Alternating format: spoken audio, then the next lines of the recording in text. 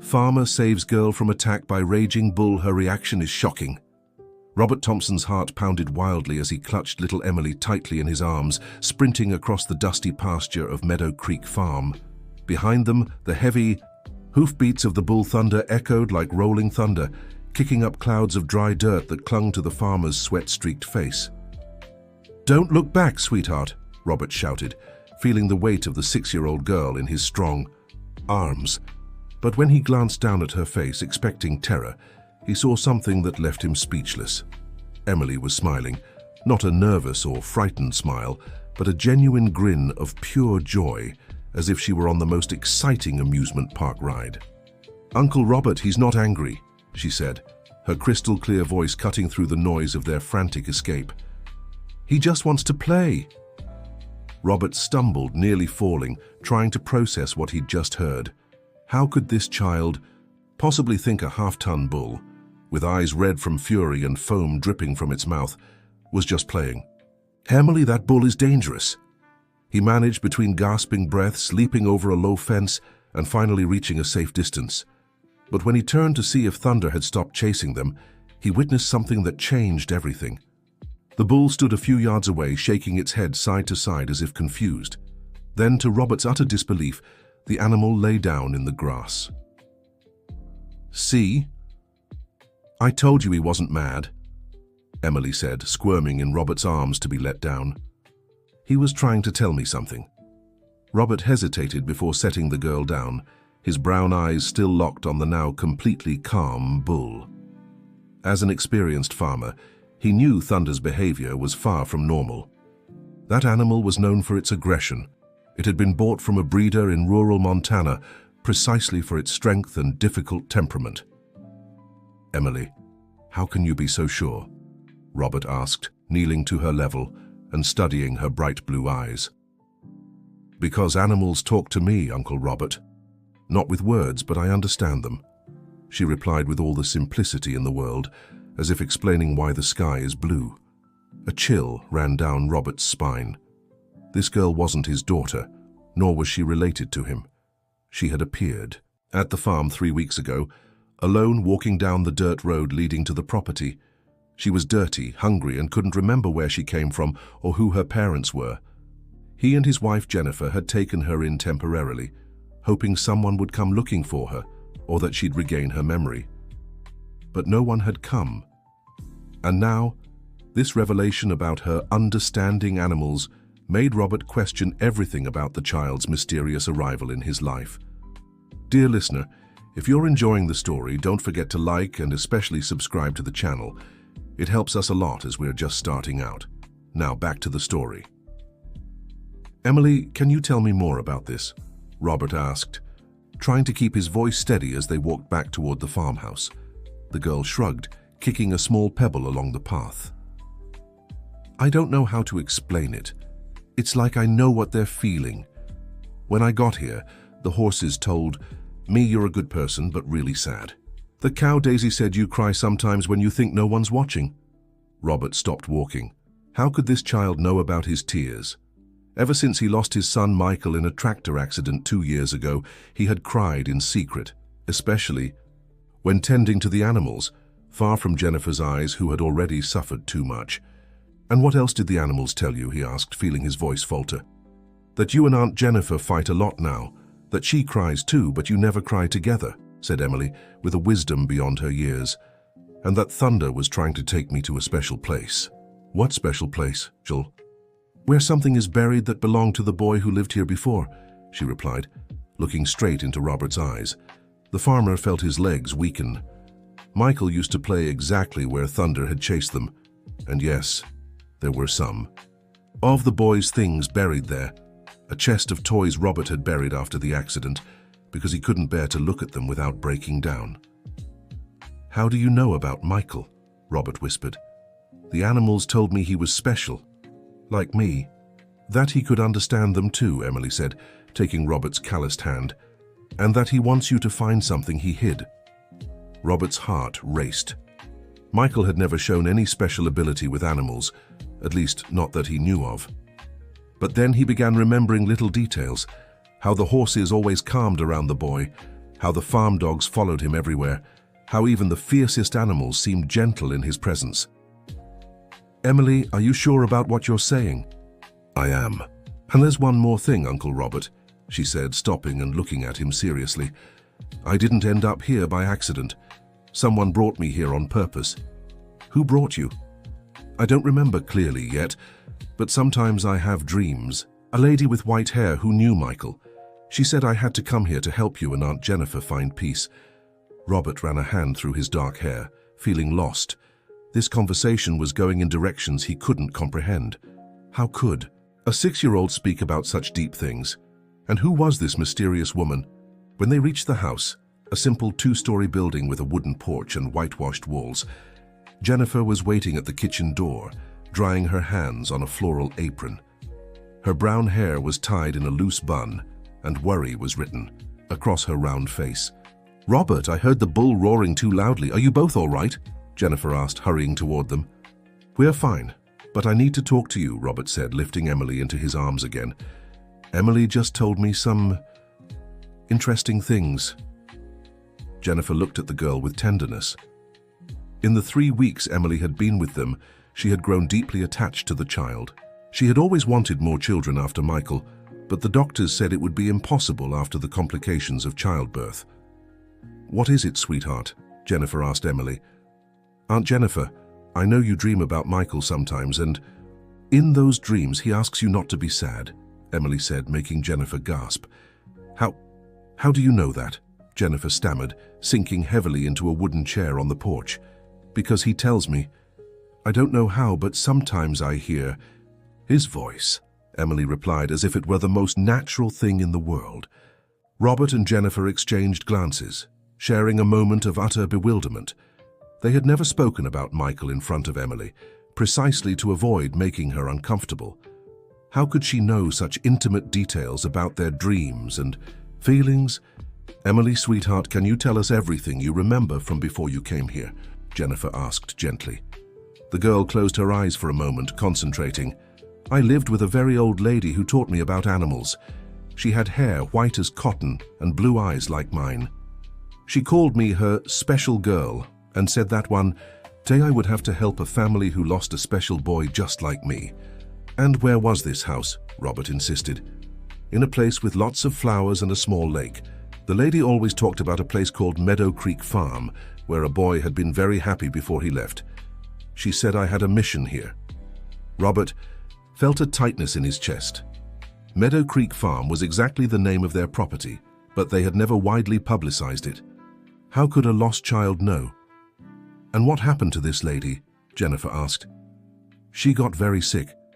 The last day I saw her, she gave me this," said Emily, pulling a small gold chain with a heart-shaped pendant from inside her dress. "She said, when I found the right people, they would recognize it." Robert nearly fainted. That necklace was identical to the one he had given Michael for his last birthday. The boy had always worn it hidden, saying his school friends would tease him for, "They're wearing girl stuff." "Where did you get this?" Robert asked, his voice trembling. "The lady said it belonged to the boy from the farm, and that he wanted me to wear it so you'd know you could trust me," Emily replied. Jennifer began to cry. She recognized the necklace immediately. She had been the one to buy it for Robert, to give to their son. "Robert, this can't be. Michael's necklace was buried with him," Jennifer whispered. "No, honey. Remember, he lost it a week before the accident? We never found it," Robert said, his throat tight. "We searched the whole farm." "He didn't lose it, Dad," said Emily. And for the first time she called Robert Dad, sending chills down both their spines. "Michael told me he hid the necklace with other important things because he knew something bad was going to happen. He wanted you to find them when you were ready." The silence that followed was broken only by the sound of wind rustling the leaves around the house. Robert and Jennifer looked at each other, trying to process everything they had just heard. How could an unknown child know such intimate details about their family and their son? "Emily, can you show us where these things are?" "Hidden?" Robert asked, still trying to hold on to skepticism. "I can, but first you have to promise me something," the girl said seriously. "What?" "That when you find what Michael hid, you'll stop blaming yourselves for what happened to him. He doesn't want you to suffer anymore." Those words hit Robert like a punch to the gut. He truly blamed himself every day for the accident. If only he had checked the tractor more carefully, if he hadn't let Michael help that day, if he had paid more attention. The weight of guilt had been a stone in his chest for 2 years. Jennifer blamed herself too, for letting the boy go help his father, for not insisting he stay home to study, for not sensing something bad would happen. How can a 6-year-old know about guilt and suffering like this? Jennifer murmured, wiping her tears. Because I've suffered a lot too, Emily replied, sadness flickering across her angelic face for the first time. The lady who took care of me was the only family I had. When she left, I was all alone. But she taught me that sometimes we have to go through bad things so we can help others who are going through bad things too. Robert felt a wave of protectiveness and tenderness for this mysterious little girl. No matter how she had come to this or where her knowledge about Michael came from, one thing was certain. She needed a family, and they needed something to fill the void their son had left behind. "Okay, Emily, we promise," said Robert, extending his hand. "But you also need to promise you'll stay with us, that you'll let us take care of you." "I promise, Dad," Emily said again, this time without hesitation, taking Robert's hand and then Jennifer's. "Now I can show you where Thunder wanted to take me." The three walked back to the pasture where the incident with the bull had happened. Thunder was still lying in the same spot, calmly chewing grass, as if nothing had occurred. When he saw Emily approaching, the animal lifted his head and let out a soft moo, a sound Robert had never heard him make before. "He's saying he's sorry for scaring you," Emily translated, "but it was the only way to draw attention to this place." Emily walked over to a small rise in the ground near a jabuticaba tree that Michael had loved to climb. There she stopped and pointed to the earth. "It's here, about 6 feet underground," she said with certainty. Robert looked at Jennifer, who nodded. They needed to know the truth, even if it brought more pain. Robert went to fetch a shovel from the house and began digging. The ground was hard from the intense sun of the past few days, and every scoop of dirt felt like it weighed a ton in his arms. After nearly an hour of digging, the shovel hit something solid. Robert's heart raced as he brushed away the dirt, revealing a small wooden box, about the size of a shoebox. It was a box he had made himself years ago for Michael to keep his treasures in. With trembling hands, Robert lifted the box from the ground and set it down. Jennifer knelt beside him, and Emily sat across from them, watching with bright eyes. "Open it, Dad," Emily encouraged. Robert took a deep breath and lifted the lid. Inside he found a folded letter, some photographs, the necklace Emily was wearing, and a small voice recorder he had given Michael the Christmas before the accident. Jennifer picked up the letter with shaky fingers. It was written in Michael's childish handwriting. "Mum and Dad, if you're reading this, it means something happened to me, and the special girl has come to help you. I dreamed something bad would happen, but I also dreamed a girl just like me would come to our home. She'll take care of you when I can't anymore. Don't be sad for me. I'll always be close, especially when you're with the animals. I love you forever. Michael." Tears streamed freely down Robert and Jennifer's faces. How could Michael have sensed his own passing? And how could he have known about Emily? "Listen to the recorder," Emily said softly. Robert pressed play on the small device. Michael's voice, which they hadn't heard in 2 years, echoed in the sunny afternoon. "Hi, Dad. Hi, Mum. If you're hearing this, it means Emily's already there. She's really special, just like I was. I know you'll take good care of her. I want you to know I'm okay, and what happened wasn't anyone's fault. Sometimes bad things happen so good things can come later. Emily will bring a lot of joy to our home. Take care of her and let her take care of you too. And Dad, that lame calf born last week, he's not sick. He's just sad because his mom isn't paying attention. If you show him love, he'll get better. Emily will know how to do that. Love you." Robert and Jennifer hugged Emily tightly, crying tears of grief and relief at the same time. 2 years of guilt and suffering seemed to finally begin to dissolve. How could Michael have known about the calf? He was only born yesterday, Robert asked between sobs. "Because some special people can see things before they happen," Emily explained. "Michael told me you'd need proof that he's still here taking care of the farm." At that moment, they heard the sound of a car approaching on the dirt road.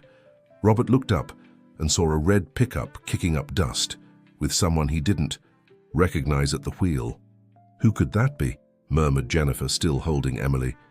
The car stopped in front of the house, and out stepped a woman around 50 years old, her graying hair tied in a ponytail and wearing simple clothes. She looked around until she spotted the group near the jabuticaba tree. "Excuse me," the woman called out. "Are you the owners of this farm?" Robert stood up, brushing dirt off his hands and clothes. "Yes, I'm Robert Thompson. How can I help you?" The woman approached, looking nervous. "My name is Margaret Miller. I'm looking for a little girl who disappeared 3 weeks ago. She's 6 years old with blonde hair and blue eyes," she said, looking straight at Emily. Robert's heart raced. This was the moment he'd feared most since Emily arrived, the moment someone would come to claim her.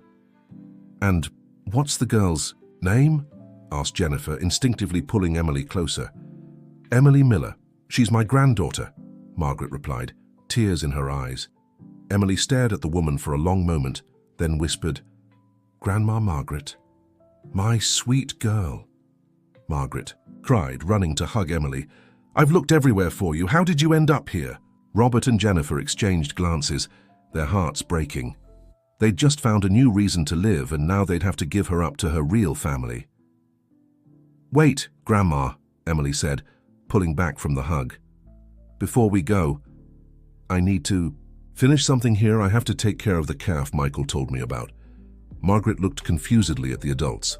"Who's Michael? And what's this about a calf?" Dear listener, if you're enjoying the story, don't forget to like and especially subscribe to the channel. It helps us a lot as we're just starting out. Now continuing, Emily took her grandmother's hand and led her to where Robert and Jennifer stood. "Grandma, these are my new parents, Dad Robert and Mom Jennifer. They took care of me while you were looking for me," Emily said matter-of-factly. "New parents? Emily, sweetheart, you already have a family. Your mother is desperate looking for you," Margaret said, looking even more confused. "My mother?" Emily asked, showing genuine surprise for the first time. "But I thought she was gone forever." "No, my dear. Your mother was in the hospital. She had to have a very serious surgery, and since I was sick too and couldn't take care of you alone, I asked a friend to watch you. But you disappeared from her house," Margaret explained. Robert felt like he'd been punched. The story Emily had told about the white-haired lady who'd left didn't match her grandmother's version. "Emily, do you remember Mrs. Dorothy, the lady who was taking care of you?" Margaret asked. Emily shook her head, looking genuinely confused. "I only remember the white-haired lady who taught me about animals. She was very old and lived in a house with flowers." "Sweetheart, you're mixing up memories. Mrs. Dorothy has dark hair and lives in a house without a garden, and she never had any animals," Margaret said, concerned. A chill ran down Robert's spine. If Emily had confused or made up the story about the mysterious lady, how could she know so many details about Michael and the farm? "Grandma, can I show you something?" Emily asked, taking Margaret's hand and leading her to the open box with Michael's belongings. Margaret looked at the contents of the box and paled. "Where did you get these things?" she asked, her voice trembling. "Emily brought us here. She said a boy named Michael had buried it," explained Jennifer. "That's impossible," whispered Margaret, picking up one of the photos from the box. "Why?" asked Robert. "Because Michael was my grandson too." "He was Emily's older brother," replied Margaret, leaving everyone in shock. The silence that followed felt endless. Robert, Jennifer, and Emily stared at Margaret as if she had spoken in a foreign language. "What do you mean, Emily's brother?" asked Jennifer, her voice barely audible. "Michael Miller Thompson, my grandson, the son of my daughter Sarah, and—" "Robert," said Margaret, looking straight at Robert. "Don't you remember me? I'm Sarah's mother." Robert felt the world spin around him. Sarah had been his first wife, Michael's mother. She had left when the boy was 3, claiming she wasn't ready to be a mother. He'd never had contact with her or her family again. "Mrs. Margaret, my God, I didn't recognize you," Robert stammered. "But that means that Emily is Michael's sister, and your daughter too," Margaret finished. Jennifer had to lean against the tree to keep from fainting. The child she had taken in and loved for the past 3 weeks was her husband's daughter with his first wife. But how is this possible? Why did Sarah never tell me she was pregnant again? Asked Robert, still trying to process the information. Because she only found out after you separated, and since she didn't want to complicate her new life, she decided to raise Emily alone, Margaret explained. But Sarah was always emotionally unstable. When Emily turned 5, she practically handed her to me and disappeared. She'd show up now and then, stay a few days and leave again. Emily listened in silence, trying to understand the revelations about her own past. And where is Sarah? Now? Asked Robert. In the hospital, in critical condition. That's why I was desperately looking for Emily. Sarah asked to see her daughter before she passes, said Margaret, tears in her eyes. My mom is really sick, Emily asked, in a small voice. Yes, sweetheart. That's why we need to go to the hospital right away, Margaret replied. Robert looked at Jennifer, seeing the storm of emotions on his wife's face. In just a few hours, they'd learned that the mysterious child was actually Robert's daughter, Michael's sister, and that his first wife was in critical condition. I'll go with you, Robert said without hesitation. Robert, are you sure? Jennifer asked, her voice heavy with pain and jealousy. Jennifer, she's my daughter. I didn't know, but she's my daughter, Robert said, looking at Emily with a mix of love and guilt. And if Sarah is really that bad, I need to be there. And me? Where do I fit into this story? Jennifer asked, unable to hide her bitterness. Emily let go of her grandmother's hand and ran to Jennifer. Mom, Jennifer, you're coming with us, right? I need you too, the girl said, hugging Jennifer's legs. Sweetheart, I'm not your real mother, Jennifer said, heartbroken. But you took care of me, loved me, made me feel at home. Doesn't that make you my mom? Emily replied with the wisdom that defined her. Margaret watched the interaction between Emily and Jennifer, then looked at Robert. You really did take good care of my granddaughter, she said. I can see she's happy here. Emily can't stay here, said a voice behind them. Everyone turned and saw a woman around 40, thin with deep dark circles and hospital clothes, leaning on a cane. Sarah, Robert whispered, barely recognizing his ex-wife. Hi, Robert, Sarah said weakly. I came to get my daughter. Emily ran to her birth mother but stopped halfway, seeming confused by the woman's sickly appearance. Mom, are you okay? Emily asked hesitantly. I'm better now that I've found you, said Sarah, kneeling with difficulty to be at her daughter's level. Did you miss me? Emily looked back at Robert and Jennifer, then at her mother. I did, but I was happy here too. Dad Robert and Mom Jennifer are very loving with me. Sarah looked at Robert with an expression mixing anger and sadness. I see you moved on very quickly after I left, she said bitterly. Sarah, I didn't know Emily existed. If I had known, Robert began. If you had known what? Would you have stayed with me? Don't make me laugh, Robert. You chose your new wife instead of fighting for our family, Sarah shot back. That's not fair. You're the one who left. You're the one who said you didn't want to be a mother, Robert retorted, feeling old anger resurface. Stop it, Emily shouted, startling everyone. You're fighting and it's making the animals nervous. As if to prove her point, Thunder and the other farm animals began lowing and making noise, seeming agitated. Emily closed her eyes for a moment, took a deep breath, and when she opened them again, there was a new determination in her gaze. Mom Sarah, I love you, but you need to get better first. Dad Robert, you need to stop being angry about the past. And Mom Jennifer, you need to understand that love doesn't shrink when it's shared, said the 6-year-old, leaving all the adults speechless. Emily, sweetheart, you don't understand. I need you with me. I might not have much time, Sarah said, tears in her eyes. I do understand. But you being sick doesn't mean I have to be sad too. Michael taught me that, Emily replied. Michael? Sarah asked, confused. My brother. He talks to me sometimes, Emily said matter-of-factly. Sarah looked at Robert, then at Margaret, as if seeking an explanation. Mom, ever since Emily came here, she's been talking about Michael as if he were still alive, Robert explained. That's impossible. Michael passed 2 years ago.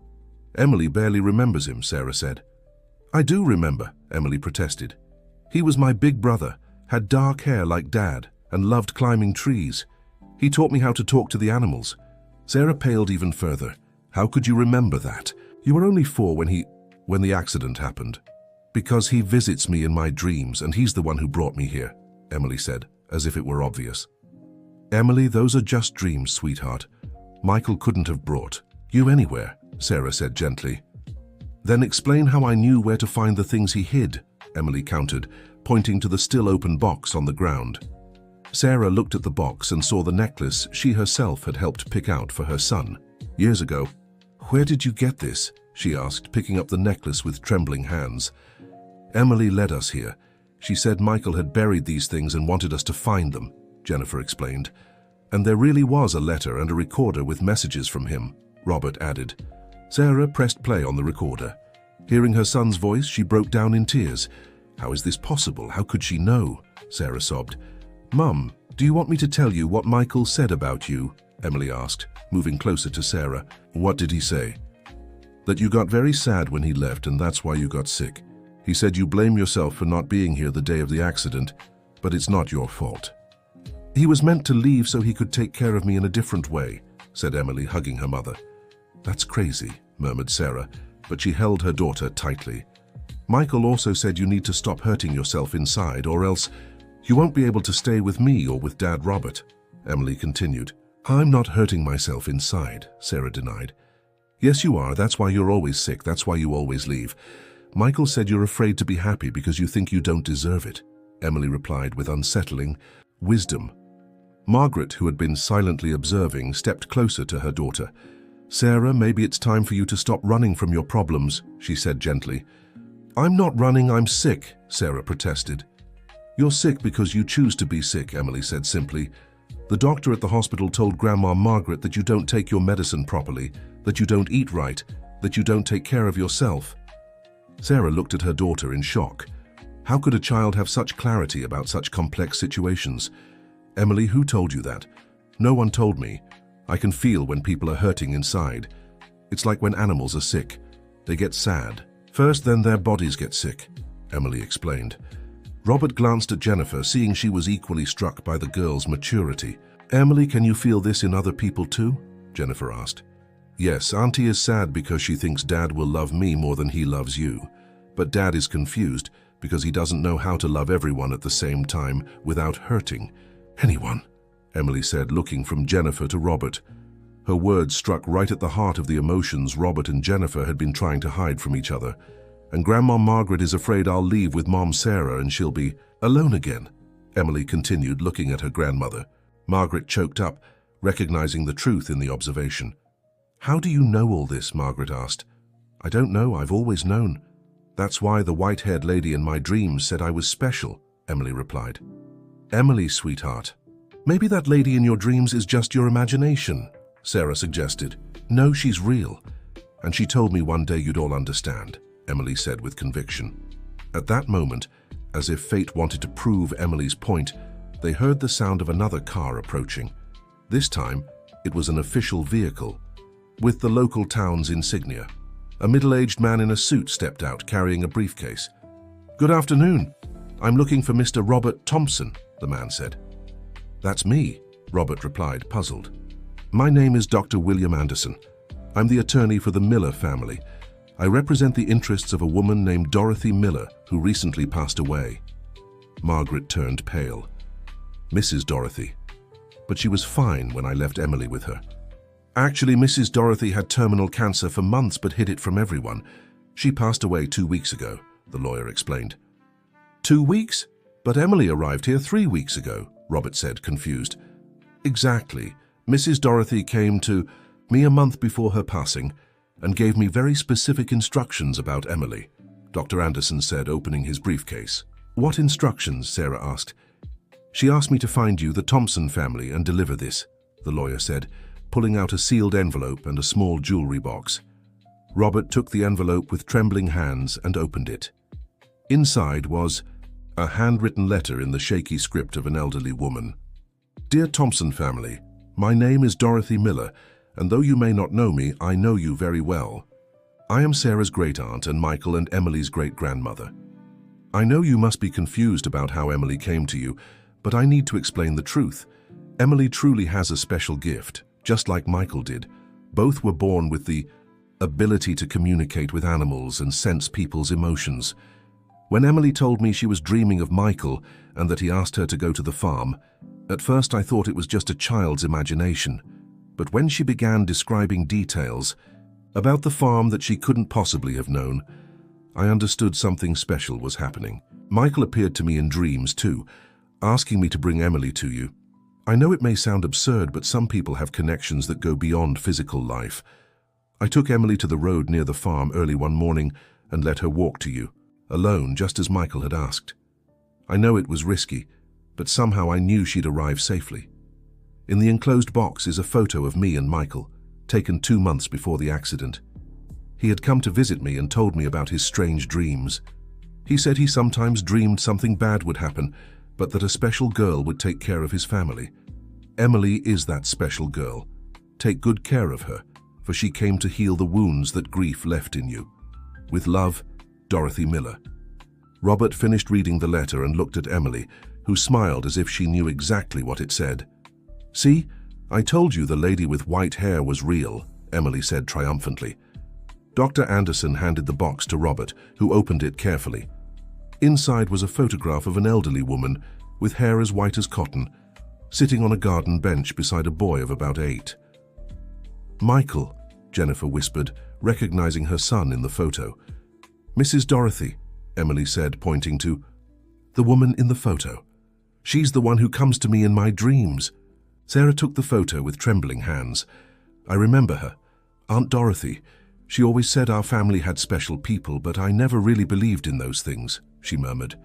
"There's one more thing," Dr. Anderson said. "Mrs. Dorothy left a will declaring Emily as her sole heir. She owns a small house in town and a considerable amount in savings." "How much?" Margaret asked. "Enough to cover Emily's education through college, with some left for medical emergencies," the lawyer replied. Robert looked at Sarah, seeing tears streaming down her face. "Why would she do this? She barely knew Emily," Sarah asked. According to her, Emily was the only one in the family who inherited the special gift of the Miller lineage. She wanted to make sure the girl had the means to use that gift to help others, Dr. Anderson explained. Emily ran to Sarah and held her hands. "Mom, now you don't have to worry about money to raise me. Aunt Dorothy already took care of everything. You just need to focus on getting better," the girl said. "But Emily, I don't know if I can be a good mother." "I've already failed so much," Sarah said, crying. "You didn't fail, you were just lost. But now you have a whole family to help you," Emily said, looking at Robert, Jennifer, and Margaret. "Emily, sweetheart, it's not that simple," Robert said. "Your mother and I have a lot from the past to work through. I know you fought a lot before, but now you're different people. And I need both of you," Emily said firmly.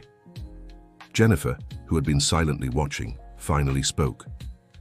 "Robert, I think we need to talk. All of us. As a family." Jennifer's. "Right," Margaret agreed. "This child managed to bring the whole family back together after years apart. Maybe we should honor that by trying to find a solution together."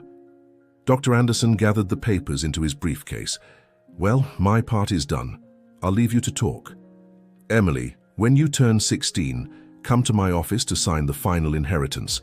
Papers," he said, saying his goodbyes. After the lawyer left, only Robert, Jennifer, Sarah, Margaret, and Emily remained at the farm. The sun was setting, painting the sky in shades of orange and pink, and the temperature was beginning to cool. "Sayatinta, I think we should go inside and talk calmly," Jennifer suggested. Everyone headed into the house. Jennifer made coffee and served cookies, trying to make the atmosphere more welcoming. Emily sat at the center of the table, as if she were the natural mediator of the meeting. "Well, I think we should start with the basics," Robert said. "Sarah, are you really sick? Or is this a result of your emotional state?" Sarah hesitated before answering. "A bit of both. I developed an ulcer that got worse because of stress and poor eating habits. But you're right. The root of it is emotional." "And what do you need to get better?" Jennifer asked, surprising everyone with her willingness to help. "Honestly, to stop blaming myself for everything that's gone wrong in my life, to accept help, And most of all, to find a way to be a mother to Emily without feeling like I'll ruin everything again, Sarah replied. Mom, you won't ruin anything. But you need to stop trying to do everything alone, Emily said. Dad Robert can help take care of me too, and Mom Jennifer can teach me girl things. Emily, sweetheart, it's more complicated than you think, Sarah said. Why? Because Dad married someone else? But Mom Jennifer is a good person, and she needs me too, Emily said, looking at Jennifer. How do you know I need you? Jennifer asked, touched. Because you were very lonely before I came. Dad Robert just worked and cried, and you just cleaned the house and cried. Now you cry together sometimes, but you also smile together, Emily observed. The accuracy of Emily's words left everyone speechless once again. Emily, do you have any idea how to solve this situation? Margaret asked with genuine curiosity. Emily thought for a moment, swinging her little legs on the chair. Michael told me the solution is really simple. Everyone just needs to stop being afraid of being happy at the same time. Mom Sarah can live in Aunt Dorothy's little house, which is now mine. Dad Robert and Mom Jennifer can keep living here at the farm, and I'll stay a little in each place until everyone gets used to being a family again. And you think that would work? Robert asked. Of course. That way Mom Sarah can have some time to get better without worrying about me all the time. Mom Jennifer can teach me how to cook and take care of the house.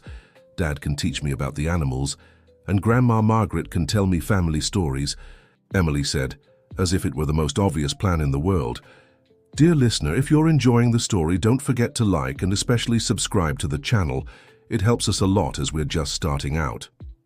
Now continuing, Sarah looked at Robert and then at Jennifer. Would you two consider this, sharing responsibility for Emily? Robert held Jennifer's hand. Jennifer, what do you think?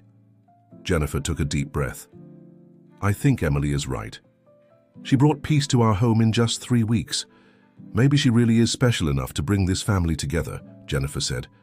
But I want to make one thing clear, Jennifer added, looking at Sarah. If we do this, it has to be permanent. Emily can't keep suffering from back and forth. She needs stability. I agree, Sarah said, and I promise I'll take proper care of myself. I'll see a therapist, take my medication, and look after my health. And I promise I'll help however I can, Margaret said. I can stay in the city house for a while to take care of Sarah and Emily. Emily clapped her hands excitedly. I see. I knew you'd figure everything out. Easy there, little one. We still have a lot of details to sort out, said Robert, but he was smiling. First, we need to go see the house Emily inherited, said Jennifer. Make sure it's in good enough shape for you all to stay there. And second, we need to set up a clear routine for Emily. Where she stays when, who picks her up from school, those kinds of things, Robert added. And third, we need to sort out school. Emily needs to be enrolled and attending regularly, said Margaret. Emily listened carefully, nodding in agreement. And can I help with the farm animals on weekends? Asked Emily. Of course. In fact, I was thinking you could help me with that calf Michael mentioned in the recording, said Robert. Oh, Buddy. He's really sad. His mom rejected him because he was born different, said Emily. How do you know his name is Buddy? Asked Robert, surprised. Because that's the name he told me when I introduced myself to him, Emily replied naturally. Robert shook his head, still getting used to his daughter's special abilities. All right, tomorrow you'll help me with Buddy. And can I learn to cook with Mom Jennifer? Yes, sweetheart, Jennifer replied, already feeling more at ease with the situation. And can I hear family stories with Grandma Margaret? I have plenty of stories to tell, said Margaret, smiling. And can I make a garden with Mom Sarah at the new house? We can make the prettiest garden in town, Sarah promised. Emily smiled, satisfied. There, now everyone has a role, and everyone will be happy. That night, they decided Sarah and Margaret would stay at the farm to get to know each other better and plan the next steps. Emily slept in the guest room with Sarah, but before bed she made sure to say goodnight to everyone. Good night, Dad Robert. Thank you for saving me from thunder today. Good night, sweetheart. Honestly, I think you saved us. Good night, Mom Jennifer. Thank you for taking care of me. Good night, my love. Thank you for bringing joy to our home. Good night, Grandma Margaret. Thank you for looking for me. Good night, sweetie. Thank you for giving me a family again. Good night, Mom Sarah. Thank you for making me. Good night, my princess. Thank you for giving me a chance to be a real mom." After Emily fell asleep, the adults stayed up talking in the living room, late into the night, sorting out practical details and, most importantly, starting to get to know each other as a family. Robert told Sarah how hard it had been to raise Michael alone after she left, and how he'd met Jennifer during a time when he desperately needed emotional support. Sarah shared how overwhelmed she'd felt becoming a mother so young, and how she'd spent years trying to find herself without success. Jennifer talked about the challenges of being a second wife, trying to love another woman's child as her own, and the pain of not being able to have children of her own. Margaret confessed how she'd blamed herself for not stepping in more with her daughter's upbringing, and how she'd suffered when she lost contact with her grandson. "You know what?" Robert said at the end of the conversation. "I think Emily's right when she says Michael is still here looking after us, because there's no way a 6-year-old could have solved problems we adults couldn't fix in years." "I think so too," Jennifer agreed.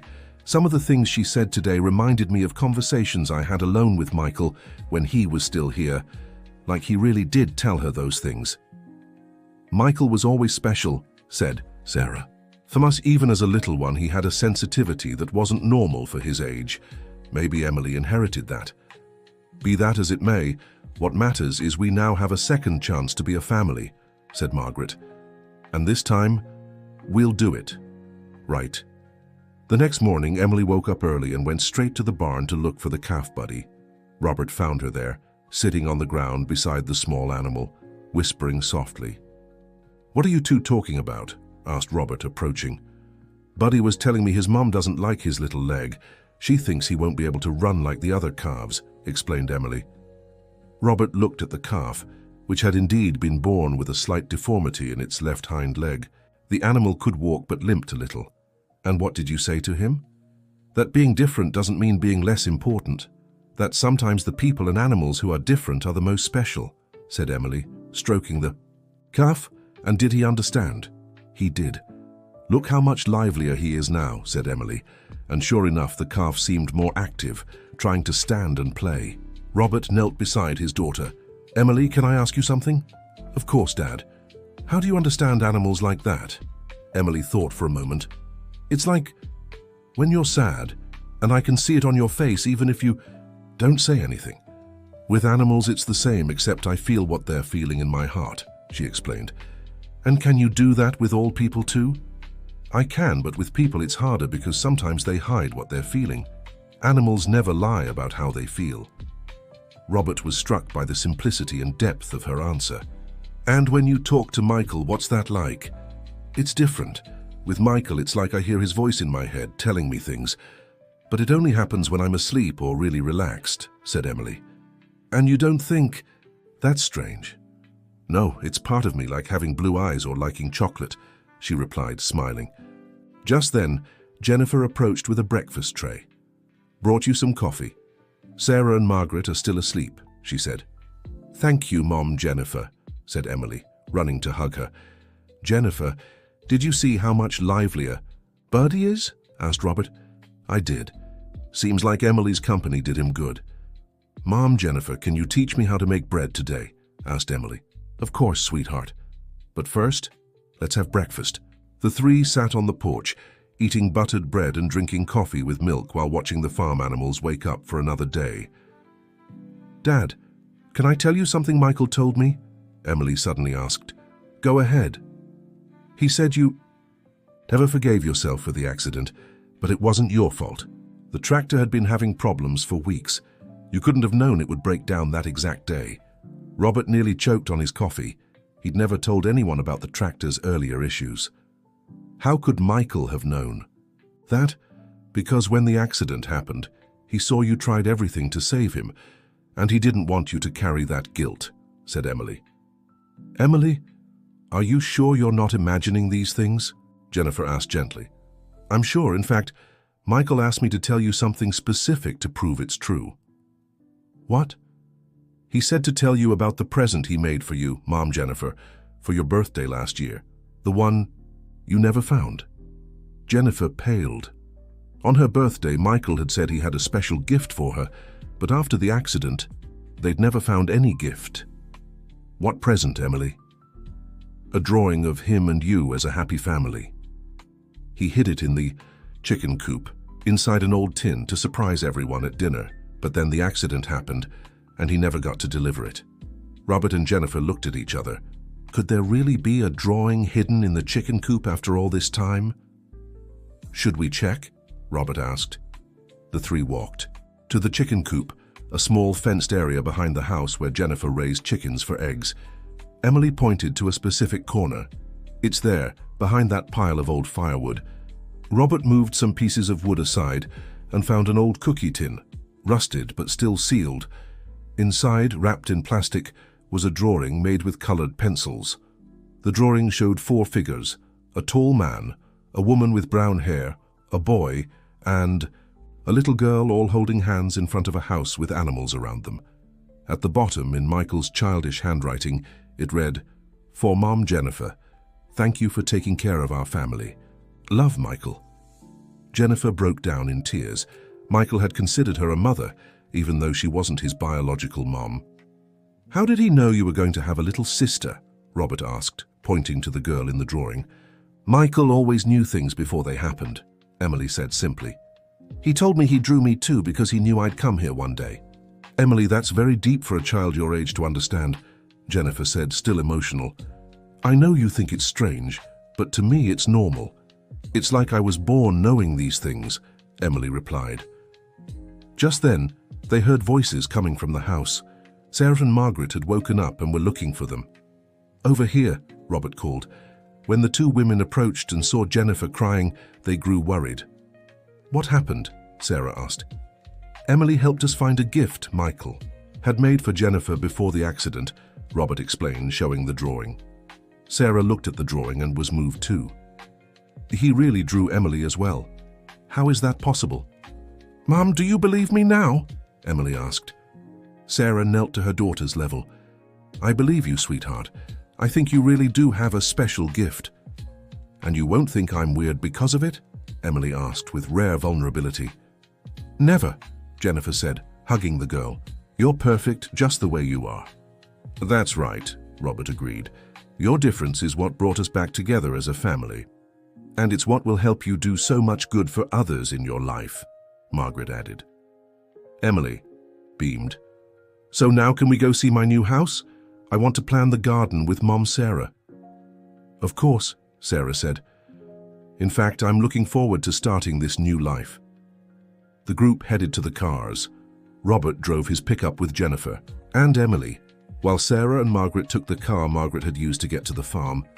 The house Emily had inherited was in the nearest town, about 20 minutes from the farm. It was a simple but charming home, with 2 bedrooms, a living room, kitchen, bathroom, and a spacious backyard with several fruit trees. "Wow, it's so pretty," Emily exclaimed, running around the yard. "And well kept," Robert noted, inspecting the structure. "Mrs. Dorothy always took good care of her things," Margaret said. Sarah walked through the house, imagining what it would be like to live there with Emily. For the first time in years, she felt hopeful about the future. "Mom, do you like it?" Emily asked. "I love it, sweetheart. We can be very happy here." "And can the garden be over there?" Emily asked, pointing to a sunny spot in the yard. "Of course, we can plant flowers, herbs, even some vegetables," Sarah said. "And can we make a little birdhouse in the big tree?" asked Emily. "I can help build," offered Robert. "And I can make new curtains for the house," said Jennifer. "And I can help organize the move," said Margaret. Emily clapped her hands, excited about all the plans. They spent the rest of the morning exploring the house and making plans. In the dresser drawer of the main bedroom, they found a few more letters that Mrs. Dorothy had left for Emily, with instructions on caring for the house and tips for developing her special gift. One of the letters said, "Dear Emily, if you're reading this, it means you've managed to bring your family together as Michael asked. Know that you have a very special gift, but also a great responsibility. Use your ability to help, never to harm. Remember that not everyone will understand your gift, so be careful who you share your secrets with." In the bottom drawer of the dresser, you'll find some books about animal communication and emotional sensitivity. They will help you better understand your abilities. And always remember, love is the most powerful force in the universe. It was love that brought you to your family, and it is love that will guide every step you take. With eternal affection, Great-Great-Aunt Dorothy. Emily listened carefully as Margaret read the letter aloud. "Can I see the books?" asked Emily. Margaret opened the indicated drawer and found 3 children's books about animal communication, along with a blank journal with an inscription, "For Emily to record her special adventures." "Mom, Sarah, can you help me?" "Read the books?" asked Emily. "Of course, sweetheart. We can read a little each night before bed." "And can I write in the journal about everything that's happened since I arrived at the farm?" "Yes, you can." "It will be important for you to record your memories," said Jennifer. During lunch at a simple diner in town, they settled the practical details of Emily's new life. "I'll enroll Emily in the town school on Monday," said Sarah. "And I'll take her to the farm every Friday after school so she can spend the weekend with us," said Robert. "On Wednesdays, she can come have lunch with us and do her homework," suggested Jennifer. "And on Sunday afternoons, we can have family outings all together," proposed Margaret. Emily approved all the plans, but made one request. "And if any of you are sad or need me on other days, just say so and I'll come, okay?" "Okay, Princess," agreed Robert. When they returned to the farm in the late afternoon, Emily insisted on checking on the calf buddy. To everyone's surprise, the calf was playing with the others, running and jumping despite his limp. "Look, he's happy now," said Emily, beaming. "What did you do with him this morning?" asked Robert. "I just talked to him. I explained that being different can be a good thing too. And I asked his mom to give him a chance," said Emily. At that moment, the calf's mother approached and gently licked Emily's head, as if in thanks. "She's saying thank you," Emily translated. Robert shook his head, still getting used to his daughter's abilities. "Emily, do you think you could help other sick or troubled animals?" "I think so." "Why?" "Because I was thinking maybe you could help me with the farm animals whenever needed. And who knows, in the future, you might help other farmers too." "Would it be like a job?" asked Emily, intrigued. "It would be like using your gift to do good," corrected Jennifer. "I'd love that, but first I want to learn to read better so I can understand the books Aunt Dorothy left," said Emily. That night, they had a special dinner at the farm, celebrating Emily's first day as an official member of the Thompson-Miller family. Sarah shared stories about the Miller family, talking about ancestors who also had special sensitivities. Margaret passed down family recipes she wanted to teach Emily. Robert promised to teach her everything about animal care. And Jennifer offered to teach Emily how to sew and embroider. "You know I love you all, right?" Emily suddenly said during dinner. "We love you too, sweetheart," Robert replied. So much," Jennifer added.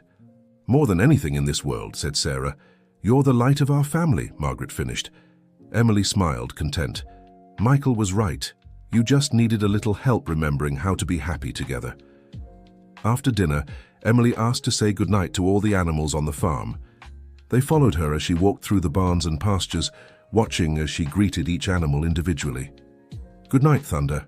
Thank you for helping me find Michael's things," she said to the bull, who lowed softly in response. "Good night. Horses, sleep well," she told the horses, who whinnied quietly. "Good night, chickens. Thank you for the eggs," she said to the hens, who clucked gently. "Good night, piggies. You're so cute," she told the pigs, who grunted happily, and so on until she had greeted every animal on the farm. "She really does communicate with them," Sarah whispered to Robert. "It's amazing," he agreed.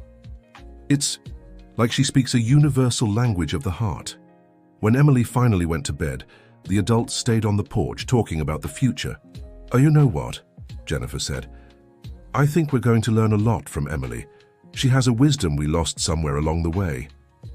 "It's true," Sarah agreed. "She sees simple solutions to problems we've overcomplicated.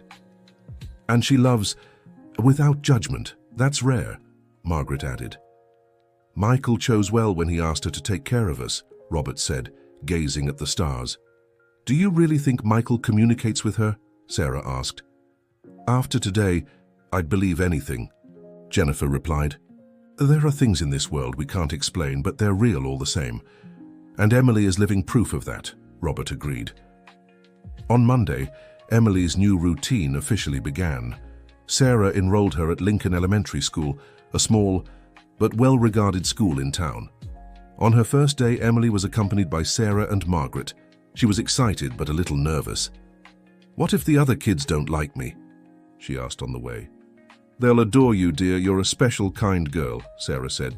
"But what if they think it's weird that I talk about animals?" "You don't have to tell everyone about your gift, Emily.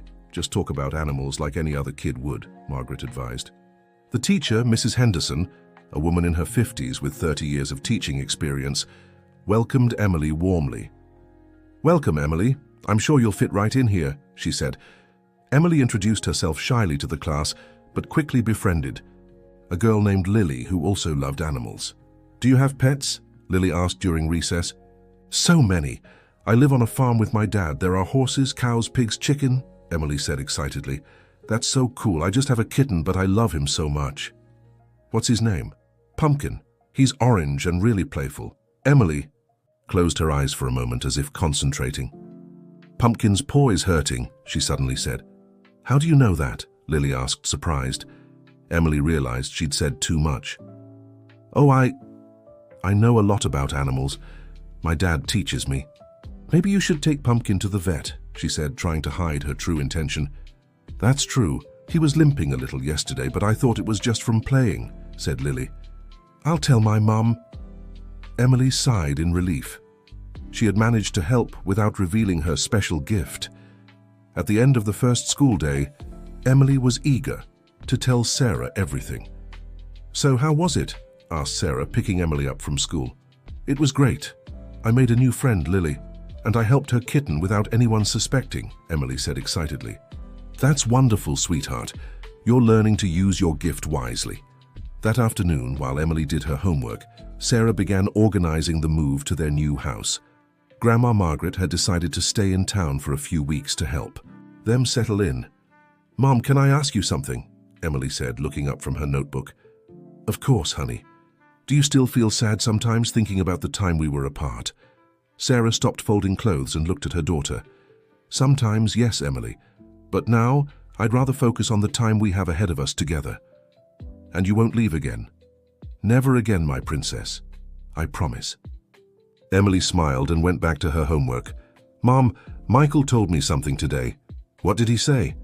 "That you need to forgive yourself for past mistakes, or you won't be truly happy in the present." Sarah sat beside her daughter. "And how do I do that, Emily?" "Remember when I forgave the mama cow for rejecting Buddy? I wasn't mad at her. I just explained that Buddy needed love. You need to do the same for yourself."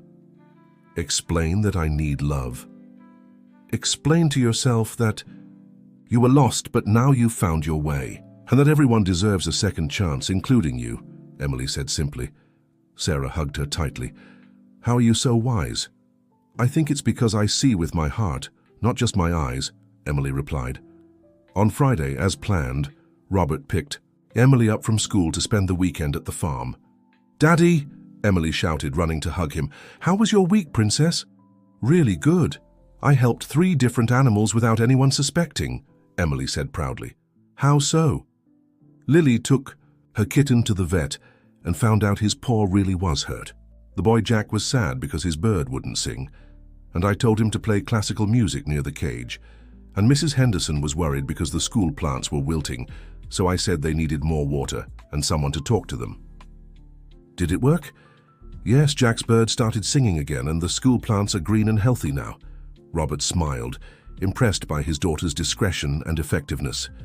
When they arrived at the farm, Jennifer greeted them with a warm hug.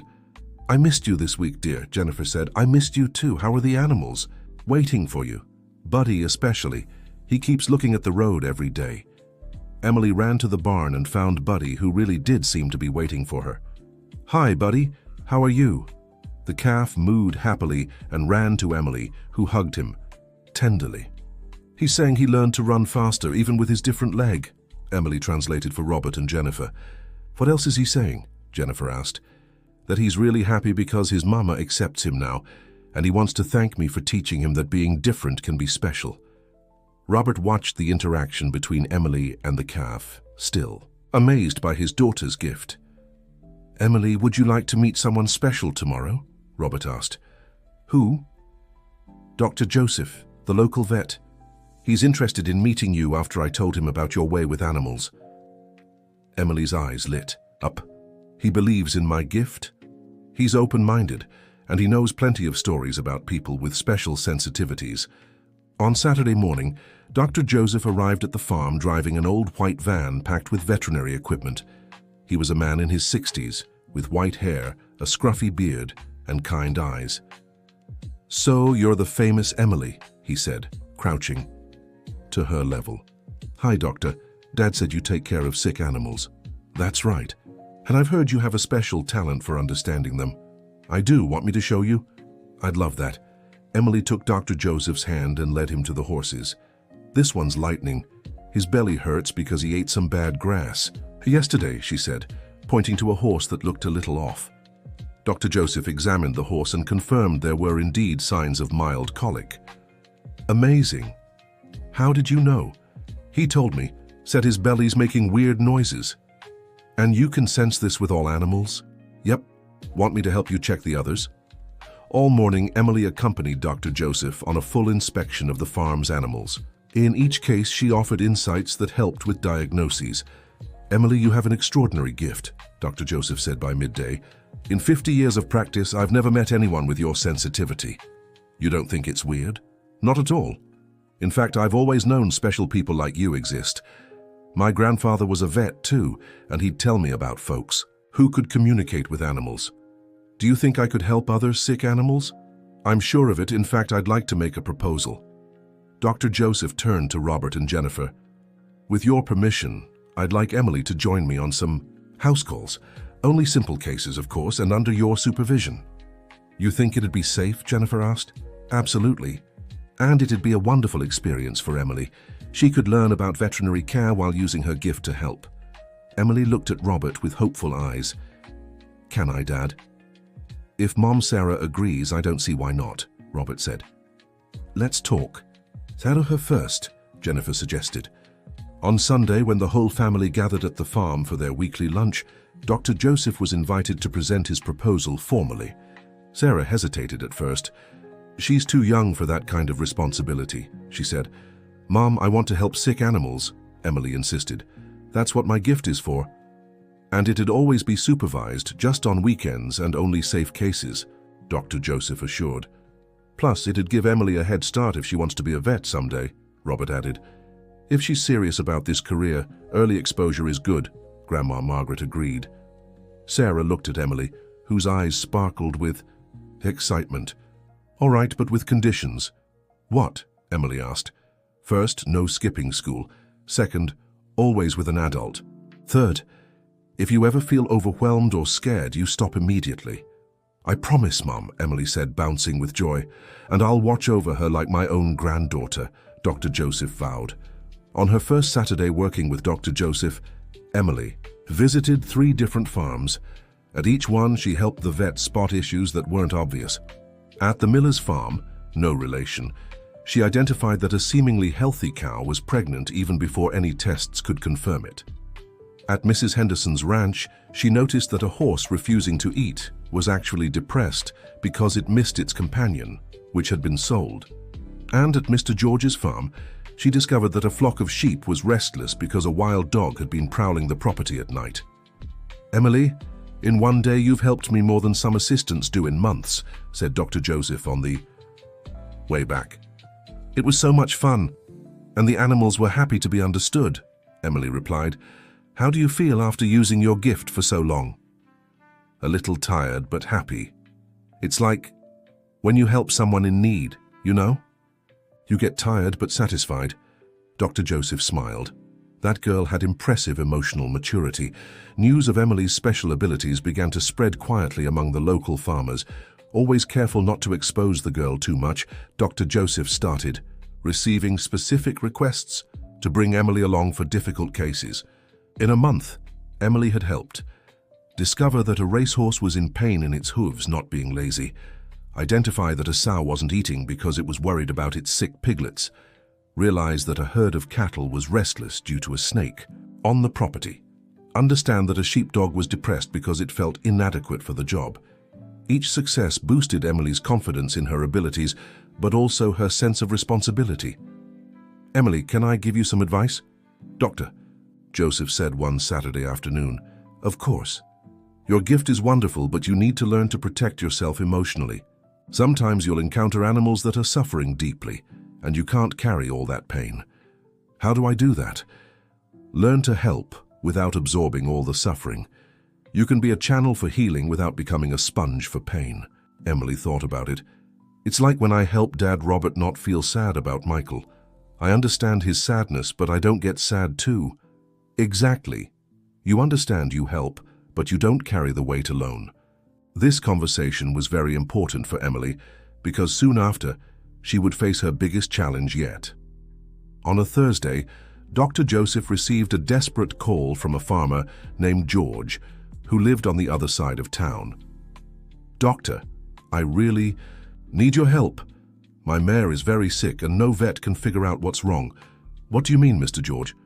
"Star is a very special mare. She belonged to my wife, who passed away last year. Since then, she hasn't been eating properly, doesn't interact with the other horses, and now she's getting very weak. I've brought 3 different vets. They ran all the tests, but they can't find anything physically wrong." Dr. Joseph sighed.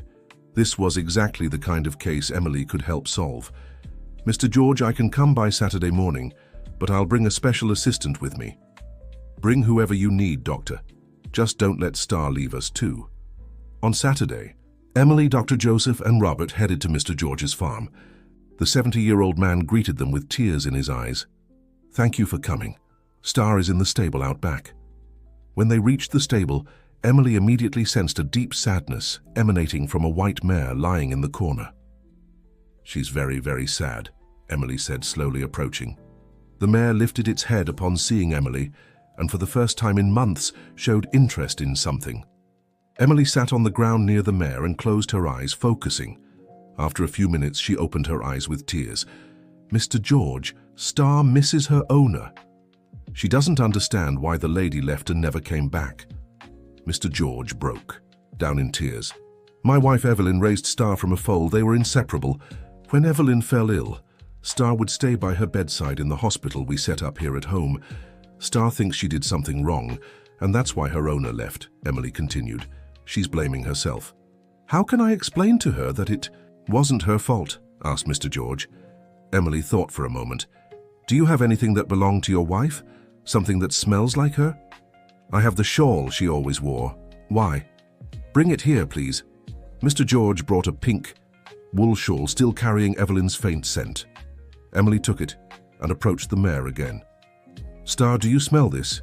Emily said, letting the horse sniff the shawl. "Your owner didn't leave because you did something wrong. She left because she was very sick, but her love for you is still here." The mare began to cry. Yes, horses can cry, licking the shawl gently. "She understands," Emily whispered, "but she's still very sad." "What can I do to help her?" asked Mr. George. Emily closed her eyes again, talking to the mare. "She wants to know if she can keep her owner's shawl. And she wants you to tell her stories about her owner so she won't forget. Of course, she can keep the shawl and I'll come talk to her every day about Evelyn. There's one more thing. She wants to help you not be sad too. She wants to go back to work, to be useful, to honor her owner's memory." Mr. George smiled through his tears. Evelyn would have loved knowing Star wants to work again. At that moment, the mare struggled to her feet, but stood with determination. She walked up to Mr. George and rested her head against his chest, in a gesture of affection and comfort. "Look at that," exclaimed Dr. Joseph. "This is the first time she's shown affection since we arrived. Star is saying you'll help each other through the grief," Emily translated. From that day on, the mare Star began to recover gradually. She started eating again, interacting with other animals, and most importantly, becoming a faithful companion to Mr. George in his loneliness. This case became known in the area as the miracle of the girl who talks to animals, though Emily always insisted there was nothing miraculous about it, just understanding and love. But not everything in Emily's life was success. Like any child, she faced normal challenges too. At school, for example, some classmates began to find it strange how Emily always knew when their pets were sick or sad. "Emily is kind of weird," a girl named Madison whispered to her friends. "How does she know so much about animals?" Lily, who had become Emily's best friend, always defended her. "She's not weird. She's just really smart and loves animals." But Emily heard the comments and felt sad.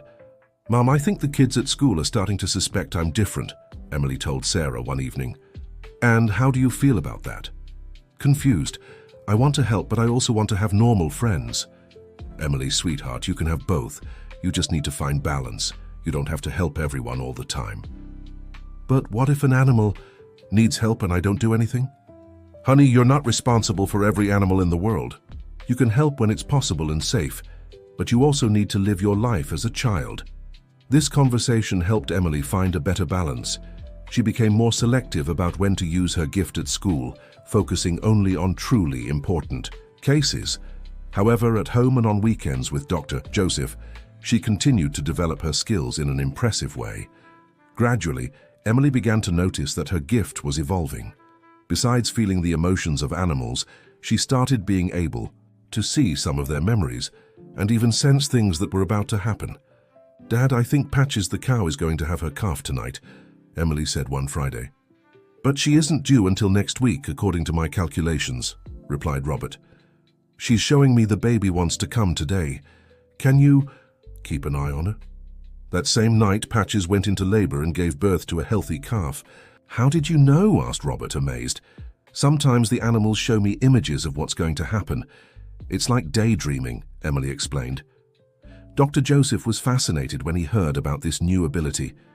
"Emily, this is extraordinary. You're developing predictive perception related to animals. Is this normal?" "I don't know if it's normal, but I know it's special. Some people are born with gifts that develop over time and with practice. And will I be able to predict things besides animals?" "I don't know, sweetheart. Only time will tell. But whatever happens, remember to always use your gifts for good." By the end of Emily's first year with the reunited family, everyone agreed the girl had truly transformed their lives. Robert had stopped blaming himself for the accident with Michael and had begun smiling genuinely again. Jennifer had found purpose and joy in caring for Emily as her own daughter. Sarah had healed emotionally and physically, becoming a present and loving mother. And Margaret had gained an active and loving family, but Emily wasn't done surprising them yet. One December night on the eve of Michael's birthday, Emily had a very vivid dream. In it, Michael appeared to her more clearly than ever, not as a voice in her head, but as a visual presence. "Emily, I need to tell you something important," Michael said in the dream. "What is it, brother?" "My mission here is almost done. Soon I won't be able to talk to you anymore." "Why?" asked Emily, saddened. "Because you don't need me anymore. The family is together, Dad and Jennifer are happy, Mom Sarah is healed, and you've learned to use your gift. Now, I can move on in peace, but I'll miss you, and I'll miss you too. But you have a wonderful family now and a bright future ahead. You'll help many animals and many people throughout your life. What if I need you?" "You won't, little one. You're stronger and wiser than you think. But if you ever miss me, look at the starry sky and remember that love never ends. It just changes form." Emily woke up crying, but at the same time, she felt a strange peace. The next morning, she told the family about the dream. "Michael said he's leaving," asked Robert, his heart heavy. "He said his mission here is over, that you don't need him anymore to be happy." "And how do you feel about that?" asked Jennifer. "Sad, but also proud. It means we've become a real family." Sarah hugged her daughter. "Emily, whether Michael leaves or not, we'll always be your family. That will never change." "I know, Mom. And now I have all of you to help me when I need it." That night on Michael's birthday, they held a small celebration in his memory. They lit candles, shared happy stories about him, and thanked him for bringing Emily into their lives. Emily stayed quiet for a while, as if listening to something the others couldn't hear. "He's here," she finally said. "He's saying, 'Thank you for taking care of me,' and that he loves all of you." Everyone felt a sense of peace and closure they hadn't experienced in years. And he's saying one more thing, Emily continued. What? Asked Robert. That somewhere very far from here there's a family that will need help, and that when I grow up, I'll find them and help too. But that's far in the future, when I'm ready. What kind of help? Asked Margaret. I don't know yet. Michael said when the time comes I'll know what to do. From that night on, Emily stopped hearing Michael in her dreams. But far from feeling sad, she felt more mature and responsible for her own path. In the years that followed, Emily continued developing her skills. She became a valuable assistant to Dr. Joseph, helping with complex cases and learning veterinary medicine. At school, she graduated as one of the top students in her class, always balancing her studies with her special work with animals. By the age of 12, Emily was known throughout the region as the girl who talks to animals, but always with respect and admiration, never as a curiosity or spectacle. Dr. Joseph made sure she was treated as a developing professional, not as an attraction. Emily, have you decided what you want to study in college? Dr. Joseph asked when she turned 15. Veterinary medicine, of course, but I also want to study animal psychology and animal-assisted therapy. Why psychology? Because I've noticed that often, when animals are sick, it's because their owners are going through emotional problems. If I understand human feelings, better I can help both. Emily's wisdom continued to impress everyone around her. When she turned 18, Emily officially received the inheritance from her great-aunt Dorothy, which had grown considerably over the years thanks to Margaret's investments. With this money, you can study at the best veterinary school in the country, said Sarah. Actually, I want to use part of the money to build a veterinary clinic here in the area, a clinic that offers treatment for those who can't afford it, Emily said. Are you sure? That's a lot of money and a big responsibility, Robert said. I'm sure, Dad. Michael told me when I was little that I'd use my gift to help many people. I think this is the time. And so, Emily built Michael's Hope Animal Clinic in honor of the brother who had guided her to her family. The clinic provided free or low-cost care for families in need, and Emily worked alongside Dr. Joseph and a team of young veterinarians who believed in her mission. The clinic became known not just for its medical treatments, but for the emotional and holistic approach Emily brought to each case. She developed a treatment method that combined traditional veterinary medicine with her ability to understand the emotional needs of animals. Dr. Emily, how do you heal animals that other veterinarians said were beyond help? Asked a reporter who came to do a story on the clinic. It's not that I heal them, it's that I listen. Often animals are sick in their bodies because they're sick in their souls. When you heal the soul, the body heals too, explained Emily, now 25. The story gained national attention, and Emily began receiving invitations to give lectures and consultations across the country. But she never forgot her roots. Every weekend, she returned to Meadow Creek Farm to visit her family and care for the animals who had taught her her first lessons. Robert, now 60, still worked on the farm, but with much less stress and far more joy. Jennifer had become a recognized artisan in the region, crafting handmade goods she sold to support social projects. Sarah had become a teacher at the school, where Emily studied, specializing in children with special needs. And Margaret, at 80 years old, was the proud matriarch who would tell anyone willing to listen about her extraordinary granddaughter. One day, as Emily was about to turn 30, she received a mysterious letter. The letter had been sent from a small town in Montana, from a woman named Rachel Parker. Dr. Emily, I know you don't know me, but I heard about your work through a friend who lives in your area. I'm facing a very difficult situation here. I'm a veterinarian in a small town, and for months now, abandoned animals have been showing up in terrible condition, not just physically abused, but emotionally broken. I've tried everything, but these animals seem to have completely lost their will to live. They eat but they don't play, they obey but they show no affection. It's as if their souls have left them. I desperately need your help. If you could come here, even for just a few days, maybe we could save these animals. I know it's a lot to ask, but I have nowhere else to turn. With hope, Rachel Parker Emily read the letter 3 times, sensing something familiar in those words. Michael, she whispered, looking up at the sky. Then she remembered the words Michael had spoken years ago about a distant family that would need her help when she was ready. "I think the time has come," Emily said to herself. She called Rachel and arranged a trip to the town of Crystal Springs in Montana. When she arrived, she found a situation even worse than she had imagined. Rachel was a skilled and dedicated veterinarian, but she was overwhelmed and emotionally exhausted. "Dr. Emily, thank you for coming. I know you must be very busy with your clinic," said Rachel, a woman in her 40s with deep circles under her eyes. "Can you show me the animals you mentioned?" Rachel led Emily to a makeshift shelter behind her clinic. There were dozens of dogs and cats in decent physical condition, but completely lifeless. Emily approached slowly, trying to sense the animals' emotions. What she found shocked her. "Rachel, these animals weren't just mistreated, they were systematically broken emotionally. Someone deliberately destroyed their ability to trust and love."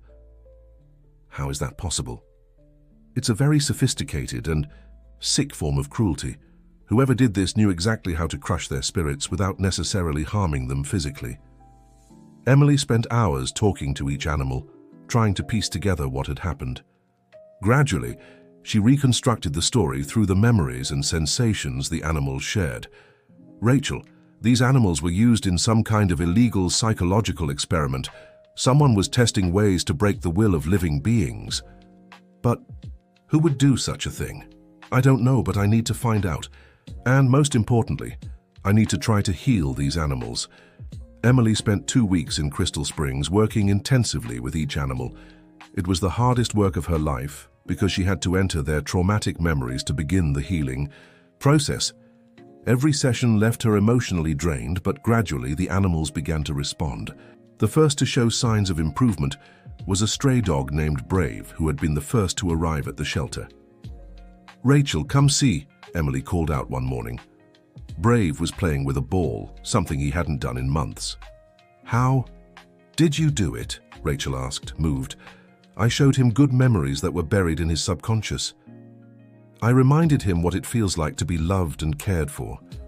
Little by little, Emily managed to deprogram the trauma in all the animals. Some recovered completely, others partially, but they all began showing emotions and a will to live again. "Dr. Emily, you didn't just save these animals, you saved my faith in veterinary medicine too," Rachel said at the end of the second week. "Actually, Rachel, I think you saved me as well." "How so?" "For years I've worked with difficult cases, but I'd never faced such systematic cruelty. It taught me that my gift needs to evolve, that I must be able to heal deeper traumas." Emily returned home with a new mission. She began studying psychological trauma in animals and developed groundbreaking emotional healing techniques. Her clinic became a pioneer in treating animals suffering from psychological abuse, receiving cases from all over the country. But the story doesn't end there. A few months later, Rachel called Emily with disturbing news. "Emily, we found out who was behind the animal experiments." "Who?" "A group of researchers trying to develop psychological control techniques for use on humans. They were testing them on animals first." "Were they arrested?"